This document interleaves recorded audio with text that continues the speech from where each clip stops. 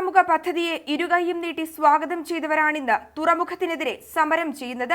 നാടിന്റെ വികസനത്തിന് അത്യാവശ്യ ഘടകമെന്ന ആഹ്വാനവുമായി അന്ന് രംഗത്തെത്തിയത് ആർച്ച് ബിഷപ്പ് സൂസേപാക്യമാണ്. തുറമുഖ നിർമ്മാണത്തിനു വേണ്ടി സംഘടിതമായി പരിശ്രമിക്കണമെന്നും സൂസേപാക്യത്തിന്റെ മുൻ വീഡിയോ സന്ദേശം. വികസന സാധ്യതകളെ കുറിച്ച് ഒരാഴമായിട്ടുള്ള അവബോധം ഉണ്ടായ ഈ സാഹചര്യത്തില് എനിക്ക് തോന്നുന്നത് ഇന്ന് നമ്മുടെ നാടിന്റെ വികസനത്തിന് വളരെയേറെ അത്യാവശ്യമുള്ള ഒരു കാര്യമായിട്ടാണ് എനിക്ക് തോന്നുന്നത്. വിഴിഞ്ഞം തുറമുഖ നിർമ്മാണത്തിനെതിരെ ലത്തീൻ സഭയുടെ നേതൃത്വത്തിൽ നടക്കുന്ന സമരം 3 മാസക്കാലമായി തുടരുകയാണ്. എന്നാൽ പദ്ധതിയുടെ പ്രാരംഭഘട്ടത്തിൽ അകമഴിഞ്ഞ പിന്തുണ നൽകിയവരാണ് സമരം നടത്തുന്നത്. തുറമുഖ നിർമ്മാണം കൂടുതൽ തൊഴിലവസരങ്ങൾ സൃഷ്ടിക്കുമെന്നും പദ്ധതിക്ക് എല്ലാവിധ പിന്തുണ നൽകുകയാണെന്നും സൂസേപാക്യത്തിന്റെ മുൻ വീഡിയോ സന്ദേശത്തിൽ പറയുന്നത്.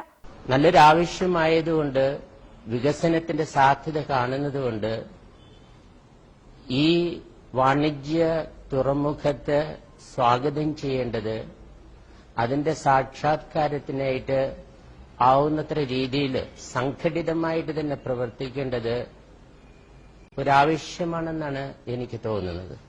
ജനപക്ഷം എന്ന സംഘടന നടത്തിയ ബോധവൽക്കരണ പരിപാടിക്ക് പിന്തുണ നൽകുന്ന സന്ദേശമാണ് വീഡിയോയിലുള്ളത്.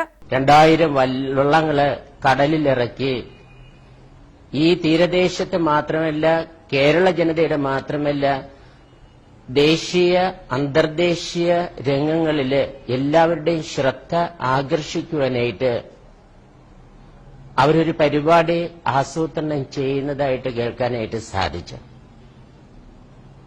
എനിക്ക് തോന്നുന്നത് ഈ പരിപാടിയിലൂടെ ലോക റെക്കോർഡ് തന്നെ തിരുത്തി കുറിക്കുവാനുള്ള ഒരു സംരംഭമാണ് ഇതിന്റെ പിന്നിലുള്ളത്. എന്നാൽ ഇപ്പോൾ ഇവരാണ് നിലപാട് മാറ്റി അക്രമാസക്തമായി സമരം നടത്തുന്നത്. നിർമ്മാണ പ്രവർത്തനത്തെ എതിർക്കുന്ന സമരം സമാധാന അന്തരീക്ഷം തകർക്കുന്നു. News desk Yoganatham news.